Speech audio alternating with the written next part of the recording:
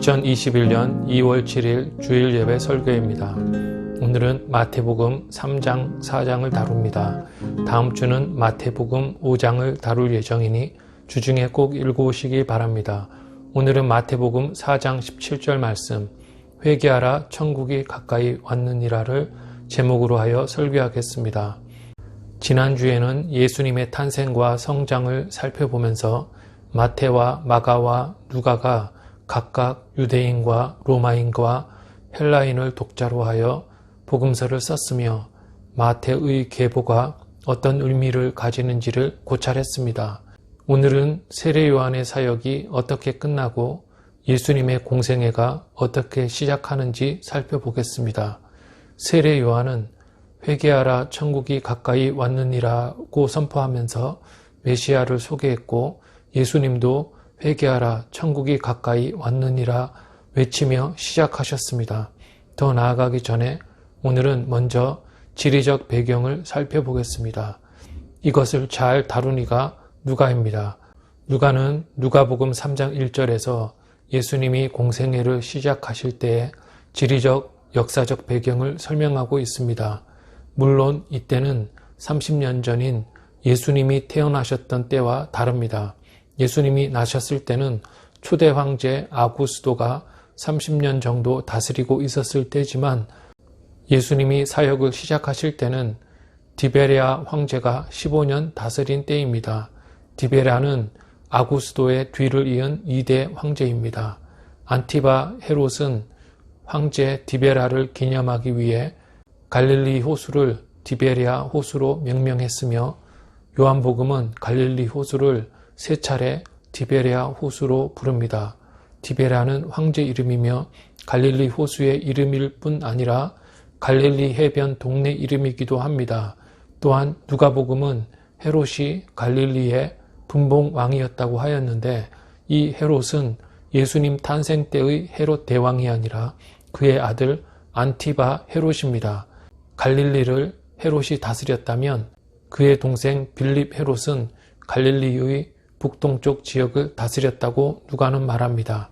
당시 유다는 총독 빌라도가 다스리고 있었습니다.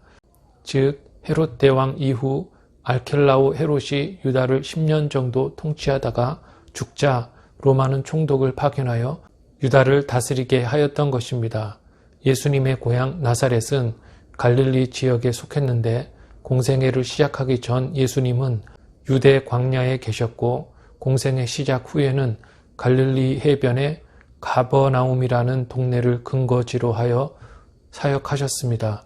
여기서 유대 광야와 가버나움에 대한 설명이 유익할 것 같습니다.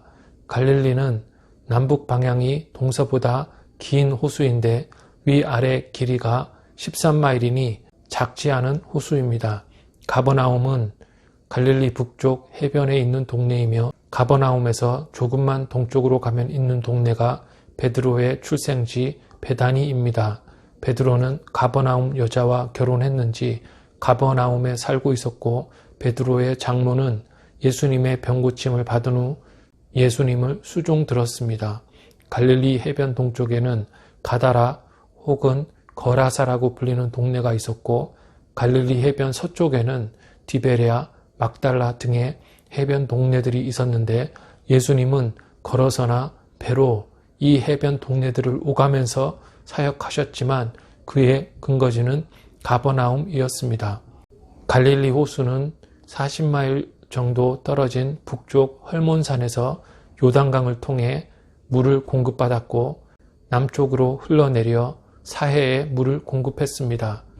갈릴리 호수와 사해 바다는 직선거리로 65마일 정도 떨어져 있는데, 참고로 갈릴리 바다의 수면은 해발 -200m이며 사해의 수면은 해발 -400m로 둘 다 지대가 매우 낮습니다.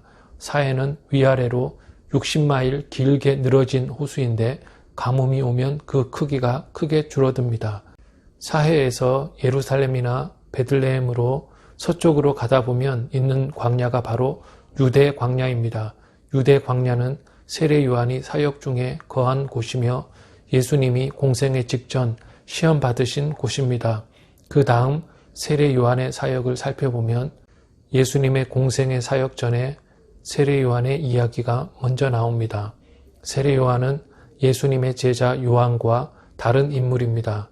세례 요한은 메시아가 오시기 직전에 올 자로 구약이 예언한 자입니다. 그는 바리새인이나 사두개인들을 독사의 자식들이라고 불렀으며 그에게 오는 자들을 향해 삶을 바꾸라고 촉구했고 회개하라 천국이 가까이 왔느니라고 외쳤습니다.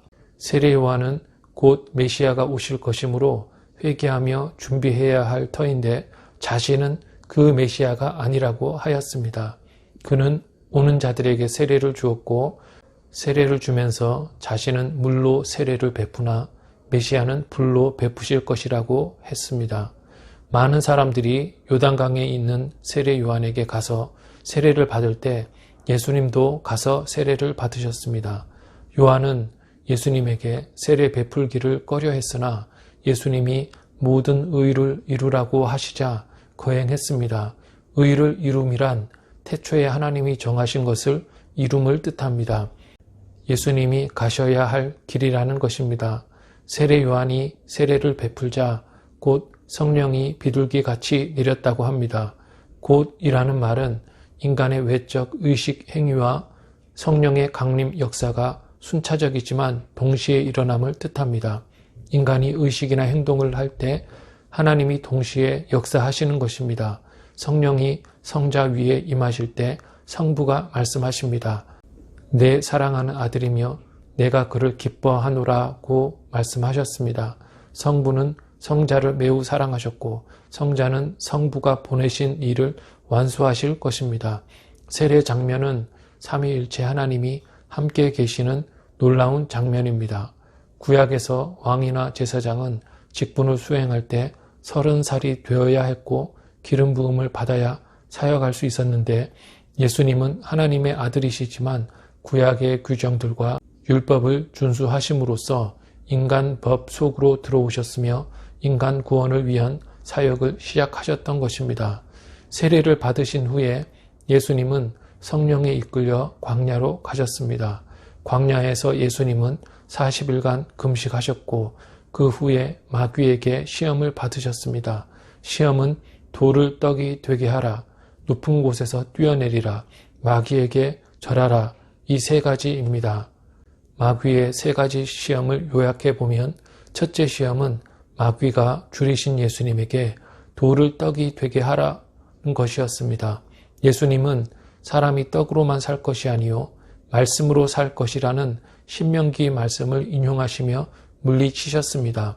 신명기의 말씀은 먹을 것을 위해서는 소리치며 원망하고 불평하면서 하나님의 명령과 말씀에는 왜 그토록 관심이 없는지를 책망하시는 말씀입니다. 육체의 생명에 양식이 필요하듯 영혼의 생명에 하나님의 말씀이 필수적이므로 말씀으로 살라고 하시는 것입니다. 사도 요한도 같은 선상에서 그리스도를 생명의 양식이라고 하였으며 바울은 하나님 나라가 먹고 마시는 것이 아니라고 했습니다. 예수님은 마귀와 기적에 의해 공급받기를 거절하셨던 것입니다. 둘째 시험은 높은 곳에서 뛰어내리라입니다. 하나님이 너를 보호하신다는 구약 성경 말씀을 인용하며 마귀가 시험했습니다. 예수님은 하나님을 시험하지 말라고 답하셨습니다. 높은 곳에서 뛰어내려도 살고 무엇을 해도 하나님이 도와주셔야 할 것이라고 생각하는 것은 하나님을 시험하는 것입니다. 하나님이 우리의 행동에 맞추어 달라는 식의 행위는 신앙의 행위가 아닙니다. 잘못 사용된 마귀의 말씀 인용을 예수님은 올바른 말씀으로 물리치십니다. 신자는 합리적으로 생각해야 합니다. 셋째 시험은 마귀에게 절하라였습니다. 절하면 세상을 주겠다는 마귀의 유혹을 예수님은 주 너의 하나님만 섬기라는 말씀으로 물리치셨습니다. 우선 세상은 마귀의 것이 아니라 하나님의 것이며 세상 만물 중 어느 것에도 인간은 절하면 안 되고 하나님 한 분만 예배해야 합니다. 절하면 세상을 주겠다는 마귀의 속임수와 속삭임에 속으면 안 됩니다. 지금도 마귀는 인간을 유혹하며 많은 인간이 마귀의 유혹에 넘어갑니다. 마귀에게 절하면 세상을 얻는 것이 아니라 죽고 심판을 받지만 생명은 하나님을 예배하는 자들만이 가질 수 있기 때문입니다. 결론적으로 예수님의 시험은 몇 가지를 우리에게 가르쳐 줍니다.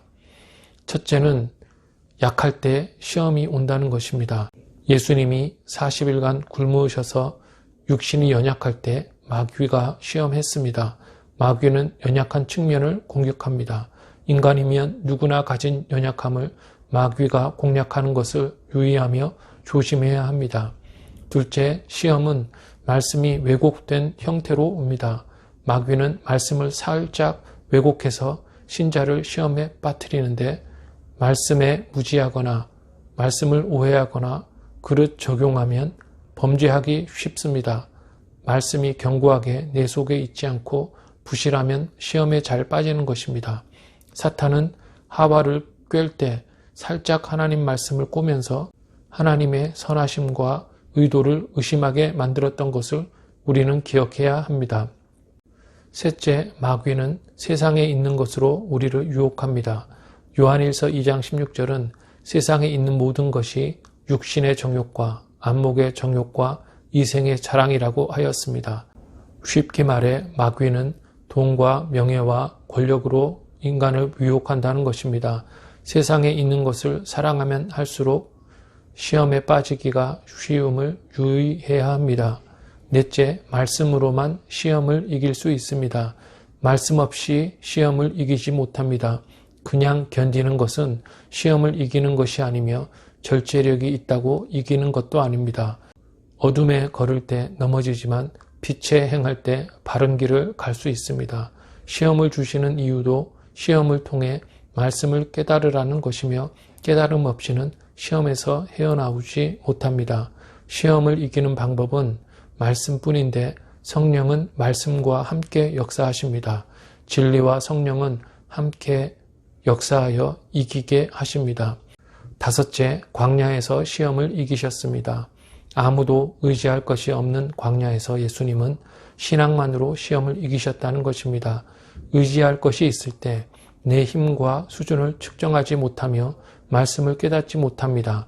광야에 계실 때 예수님은 마귀의 시험을 받으셨지만 시험을 이기신 후에는 천사의 시중을 받으셨습니다. 모두가 나를 버린 광야 같은 곳에서 시험을 잘 이기면 우리도 천사의 시중과 공급을 받게 됩니다. 그리고 광야에서 예수님은 요한이 잡혔다는 소식을 들으셨습니다. 성경에서 잡혔다는 말은 건네주다라는 의미인데, 즉 누군가가 누구를 누구에게 건너주었다는 의미로 배반을 뜻합니다.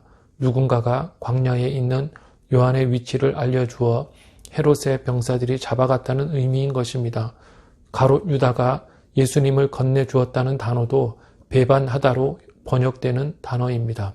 세례 요한은 구약이 메시아가 오시기 직전에 올 자라고 예언한 엘리야였으며 사복음서의 저자들은 모두 이 사실을 강조했습니다. 구약의 엘리야는 이스라엘 왕 아합에게 하나님의 말씀을 담대하게 전하다가 목숨이 위태로워져서 유다 광야로 피신했는데, 세례 요한도 엘리야처럼 안티바 헤롯의 부도덕성을 비판해 투옥이 되었습니다. 의를 전하는 자는 항상 목숨이 위험한 것입니다. 갈릴리 지역을 통치하던 안티바 헤롯은 동생 빌립이 살아있을 때 그의 아내 헤로디아를 빼앗았습니다. 구약 성경에서 형이 죽으면 형수를 동생이 취해야 한다는 계명이 있지만 형제가 살아있는데 아내를 빼앗는 것은 어느 법이라도 금하는 행위입니다. 안티바 헤롯의 악행을 용감하게도 세례 요한은 비난했고 헤롯은 그를 죽이려 했지만 그가 거룩한 자임을 인식하고 가두기만 했습니다. 세례 요한이 잡히자 예수님은 공생의 사역을 시작하셨습니다. 이것은 세례 요한이 구약의 마지막이며 예수님은 신약의 처음 되심을 뜻합니다. 사도 요한은 세례 요한이 그는 흥하여야 하겠고 나는 쇠하여야 하리라고 말한 것을 기록하고 있는데, 이 말은 세례 요한이 잡히자 예수님이 사역을 시작하셨다는 말과 관계가 깊습니다. 즉 예수님은 요한이 잡혀 사역을 그치자 천국 복음을 전하기 시작하셨습니다. 그의 첫 마디는 회개하라 천국이 가까이 왔느니라 였습니다. 천국은 하늘나라입니다. 원래는 하나님 나라입니다. 하나님 나라는 하나님이 다스리시는 나라입니다. 천국 곧 하늘나라라는 표현은 마태만이 썼습니다. 마가, 누가, 요한은 하나님 나라라고만 했습니다. 마태는 구약 성경이 하늘에 대해 쓴 것을 잘 알고 있었고 유대인들에게 오해가 없을 것이라고 생각했습니다. 마태복음의 주기도문은 하늘에 계신 우리 아버지여 라고 시작되며 하늘에서 뜻이 이루어진 것 같이 땅에서도 이루어지이다 로 이어집니다. 다시 말해 마태의 생각에 따르면 하늘나라는 하늘에 계신 하늘 아버지께서 하늘의 뜻을 이 땅 위에 이루어 가시는 나라라서 하늘나라이며 용어에 문제가 없습니다. 하지만 마가, 누가, 요한은 로마인, 헬라인 같은 이방인들이 하늘신을 피조계에 존재하는 많은 잡신들 중 하늘에 있는 신으로 오해할 수 있었기 때문에 하늘나라라는 말 대신에 하나님 나라라는 말을 썼습니다. 그래서 유대인을 위해 썼던 마태는 하늘나라, 천국이란 말을 거리낌 없이 썼지만 이방인들을 위해 썼던 마가, 누가는 하나님 나라라고 했던 것입니다. 마태에게 천국은 메시아가 다스리는 나라였습니다. 그러므로 천국이 가까이 왔다는 세례 요한의 표현은 메시아가 이제 오신다는 말이며 우리 가운데 거하신다는 것입니다. 예수님이 천국이 가까이 왔다고 하신 것은 자신이 이제 사역을 시작하신다는 표현입니다. 하나님이 계신 곳이 천국이며 그리스도가 왕으로 다스리시는 나라가 천국인 것입니다. 이 하나님 나라에는 누가 들어갈 수 있을까요? 회개하는 자입니다. 누구나 회개하면 천국에 들어갈 수 있습니다. 한 구약 선지서는 우리가 죄를 마치 부모가 장자나 독자를 잃었을 때 슬퍼하듯이 우리 죄를 슬퍼하면 그 나라 백성이 된다고 했는데 그렇게 우리 죄를 슬퍼하는 것이 바로 회개입니다. 하나님을 향해 지은 죄를 자복하고 회개하면 하나님 나라로 들어가 그의 자녀가 되고 그 나라 백성이 되는 것입니다. 그래서 예수님은 회개하라 천국이 가까이 왔느니라 라고 외치면서 공생애를 시작하셨던 것입니다. 마태에 따르면 예수님이 공생애를 시작하시면서 처음 하신 것은 4명의 수제자를 부르시는 것이었습니다. 시간이 좀 지나자 제자는 12이 되었지만 첫 4 제자를 부르신 것은 너무 중요했고 사복음서가 모두 기록하고 있는 바입니다. 4 제자를 부르신 사건을 말해보겠습니다. 마태복음 4장 12절 13절을 보면 예수님이 요한이 잡혔음을 들으시고 갈릴리로 물러가셨다가 나사렛을 떠나 스불론과 납달리 지경 해변에 있는 가버나움에 가서 사시니라고 말씀합니다. 예수님의 고향은 나사렛이었습니다. 요한이 감옥에 잡힐 당시 예수님은 유대 광야에서 시험을 받고 계셨는데 요한이 잡혔음을 들으시고 아마도 부모와 작별을 위해서인지 나사렛에 올라가셨다가 가버나움으로 가셨습니다. 그리고 예수님은 갈릴리 가버나움의 해변을 거니셨습니다. 그런데 베드로와 안드레가 그물을 던지고 있는 것을 보셨으며 그들에게 다가가 나를 따르라고 말씀하셨고 둘은 그물을 버리고 예수님을 따르기 시작했습니다. 조금 더 거닐다가 예수님은 요한과 야고보가 아버지의 배에서 그물을 수선하고 있는 것을 보셨으며 그들에게도 나를 따르라고 하셨고 요한과 야고보는 배와 아버지와 그물을 버려두고 예수님을 따르기 시작했다는 것이 마태복음 내용의 전부입니다. 참고로 베드로와 안드레는 형제이고 요한과 야고보는 세베대의 2 아들입니다. 2 집안에서 한 쌍씩 형제를 부르신 것입니다. 마가복음 내용은 마태의 것과 비슷한 반면 누가는 조금 다르고 요한은 많이 다릅니다. 누가복음 5장에 따르면 예수님은 베드로의 배에 올라 말씀을 가르치시다가 깊은 데로 가서 그물을 내려 고기를 잡으라고 하셨고 베드로는 당신은 목수고 나는 어부이니 고기 잡는 것에 대해 내가 더 전문가입니다. 하지만 당신의 말에 순종하겠습니다 하고 그물을 내렸고 밤새 수고했지만 고기를 잡지 못하다가 그때 많은 고기를 잡았으며 그래서 예수님을 따르게 되었다고 설명합니다. 누가복음에 들어있는 상세한 설명은 마태복음 내용을 보충하는 것이지 상충되지 않습니다. 반면에 요한복음은 베드로와 안드레가 하루 동안 예수님과 함께 지낸 후에 내가 메시아를 만났다고 고백함을 제시합니다. 부르신 후 하루 지난 경험을 요한복음이 이야기하는 것이므로 요한도 마찬가지로 마태복음의 내용을 보충하는 것입니다. 즉 누가와 요한은 마태와 누가의 복음서를 보고 나서 내용을 보충했다고 할 수 있는 것입니다. 마태는 세관에서 일하고 있을 때 예수님이 부르신 제자입니다.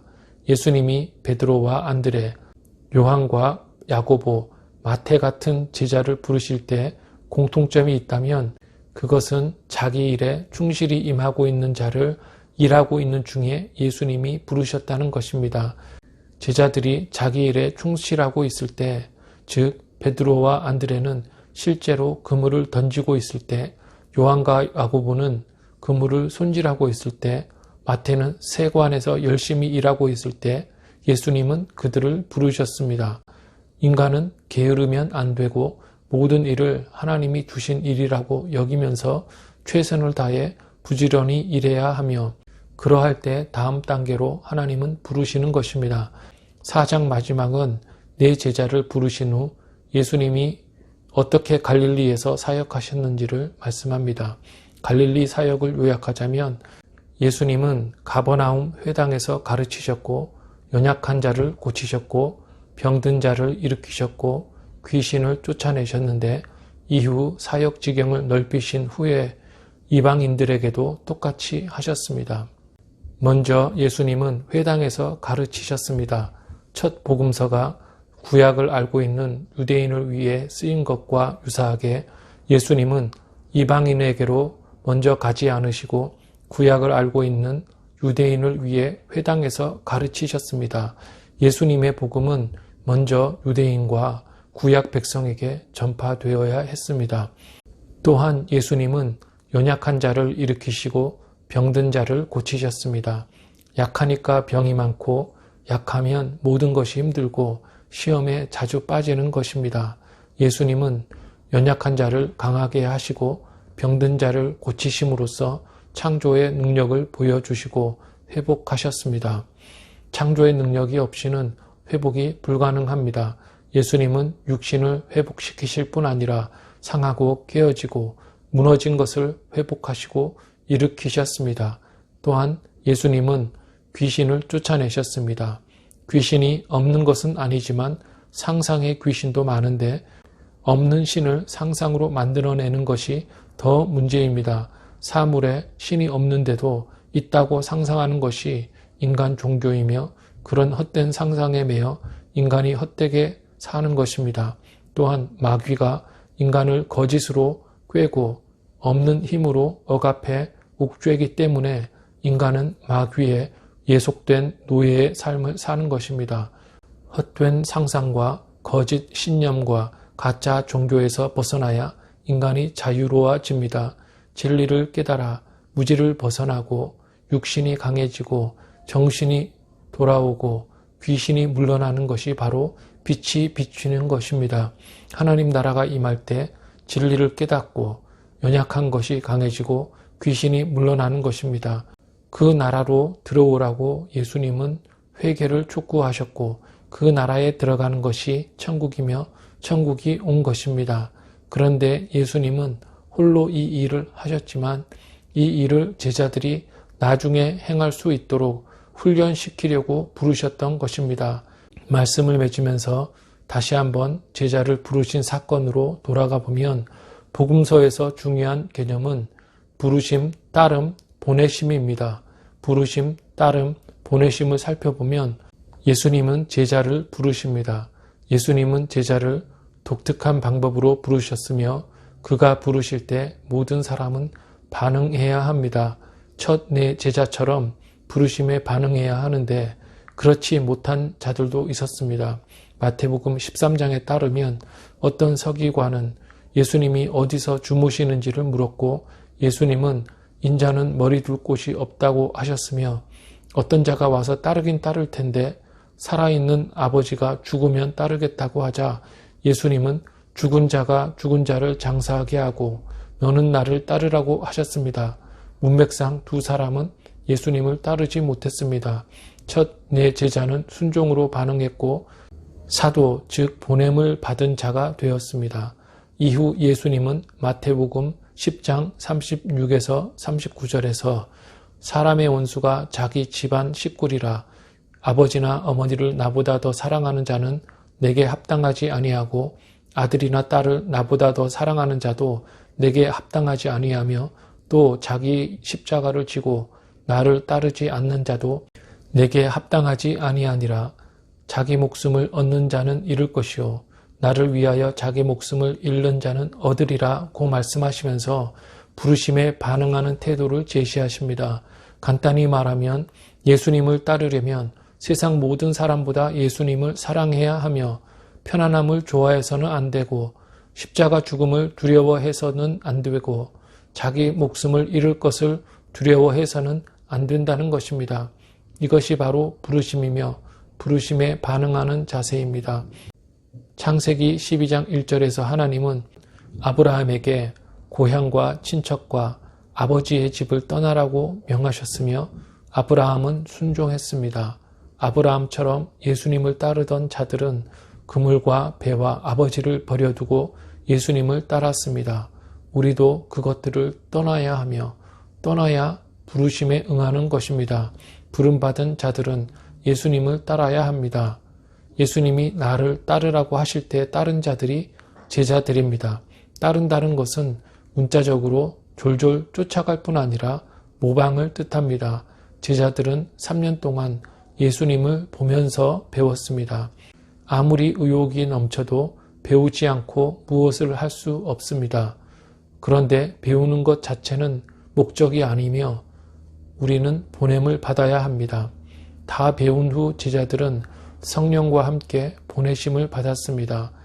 사도나 선교, 사명이라는 말이 바로 보냄을 받는다는 뜻입니다. 결국 예수님은 제자를 성령으로 충만케 하셔서 보내셨습니다. 세상에 추수할 것이 많다는 그리스도의 말씀은 할 일이 많다는 뜻이며 하나님이 나를 필요로 하신다는 것입니다. 우리는 보냄을 받아 보내신 자의 뜻을 전하고 행해야 합니다. 인간은 그리스도의 부르심에 응답하고 그에게서 충분한 시간 동안 배우고 보내심을 받아야 합니다. 제자들이 그랬던 것처럼 말입니다.